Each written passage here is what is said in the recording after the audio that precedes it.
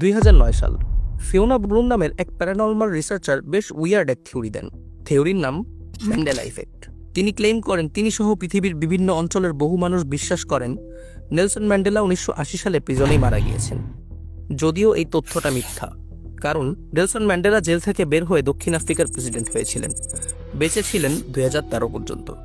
Nelson ম্যান্ডেলার মৃত্যুর তারিখজনিত এই যে বিভ্রাট, এটিকে বিচ্ছিন্ন ঘটনা ভাবা যাবে না মোটেও, বরং এই বিশ্বাস ছিল লক্ষ লক্ষ মানুষের। পৃথিবীর ভিন্ন ভিন্ন অংশের এতগুলো মানুষ কেন একই মিথ্যা ঘটনাকে একইভাবে বিশ্বাস করলো?